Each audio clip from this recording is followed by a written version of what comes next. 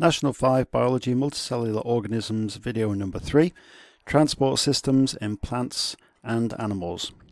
If we look at transport systems in plants first of all, plants have organs, just like animals.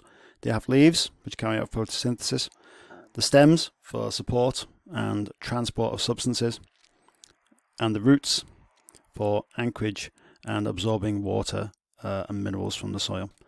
If we have a look at the leaf structure, which are primarily for photosynthesis, upper layer of the leaf is a waxy cuticle.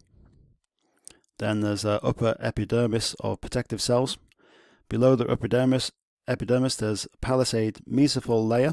These palisade cells are where most photosynthesis takes place.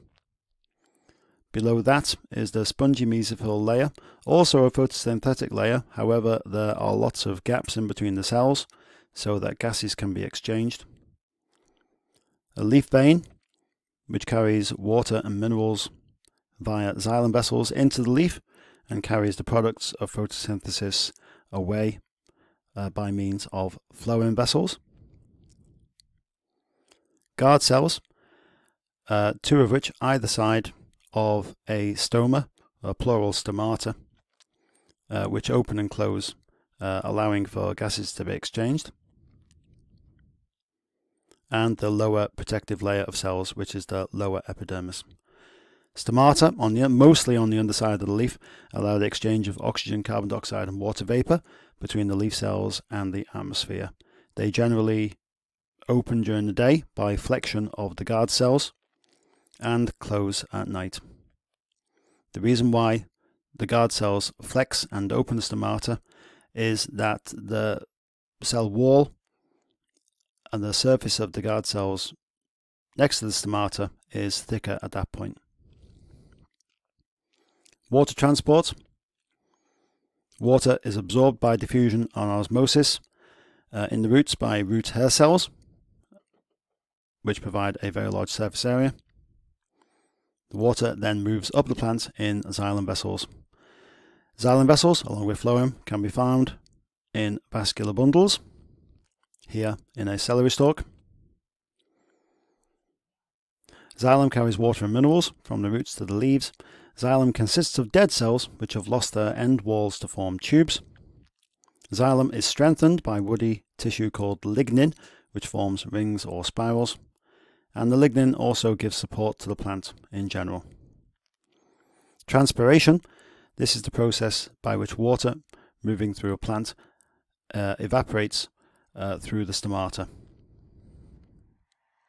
And factors affecting transpiration rate in plants include wind speed, humidity, temperature, and the surface area of the leaf through which the water is evaporating. Transpiration can be measured using a potometer. Sugar transport. Sugar is transported up and down the plant in living phloem vessels. Phloem tissue carries food from the leaves to all parts of the plant. The cytoplasm in each phloem cell is connected through pores in the end walls of the cells. These are called sieve plates. Phloem cells have no nucleus. Instead, they have a companion cell which carries out the functions of the cell. Now, if we move on to transport systems in animals, very important is blood. The cells of the blood float around in a straw-coloured liquid called plasma. This carries dissolved substances such as nutrients and wastes. Red blood cells carry oxygen, and that's how one looks cross-section from the side. White blood cells fight infection, and platelets can help blood to clot. If we look at red blood cells first of all, they are specialized in being biconcave in shape, having no nucleus and containing hemoglobin. This allows them to transport oxygen efficiently in the form of oxyhemoglobin.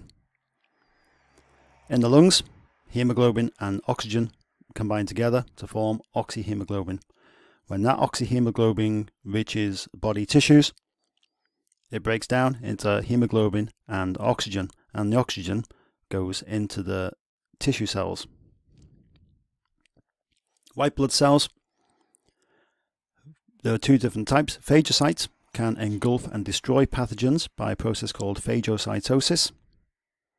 Lymphocytes produce antibodies which can help destroy pathogens, and pathogens, of course, are disease-causing microbes. If we now have a more detailed look at the heart itself, which pumps blood around the body, there are 4 chambers of the heart. The upper 2 chambers are the atria, the left atrium and the right atrium. The bottom chambers are ventricles, left and right ventricle, thicker muscular walls. The main artery leading from the left ventricle carrying oxygenated blood around the body is the aorta, and this carries oxygenated blood to all the cells, tissues and organs around the body.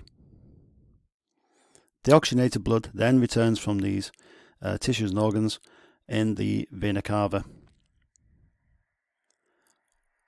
Deoxygenated blood from the right ventricle is pumped towards the lungs to reacquire oxygen in the pulmonary artery, and oxygenated blood then returns to the heart, to the left atrium, via the pulmonary vein.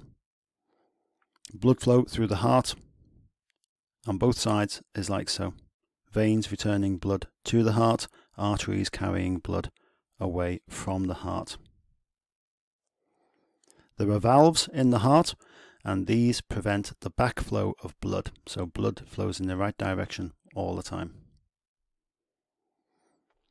Now, the muscle of the heart itself requires a lot of glucose and oxygen for respiration to provide energy so it can beat for all our lives, and these materials are delivered to the heart by the coronary arteries.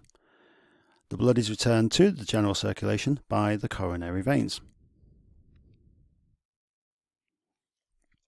If we now have a look at some of the major arteries in the body, oxygenated blood being in red, the capillary beds in the various tissues of the body represented as purple, and the oxygenated blood, of course, represented as blue. Here's the aorta carrying oxygenated blood away from the left ventricle of the heart. The coronary artery branches away from the aorta soon after the blood leaves the heart, carrying oxygenated blood to the heart muscle. Various other arteries carry oxygenated blood to various organs, and these various veins from these organs bring deoxygenated blood back to the vena cava. The coronary vein, of course, also delivers deoxygenated blood from the respiring heart tissue and deposits that deoxygenated blood into the vena cava just before it enters the right atrium of the heart. The pulmonary artery carries deoxygenated blood from the right ventricle of the heart to the lungs to get rid of the carbon dioxide and to reacquire more oxygen. This oxygenated blood then returns to the heart via pulmonary veins. If we now consider the structure of blood vessels, arteries have thick muscular walls, a narrow central channel, and carry blood under high pressure away from the heart. Veins have thinner walls, a wider channel, and carry blood under low pressure back towards the heart. Veins contain valves to prevent the backflow of blood. Capillaries are microscopic vessels that have walls only 1 cell thick. Capillaries are thin-walled and have a large surface area, forming networks at tissues and organs to allow efficient exchange of materials between cells and the blood.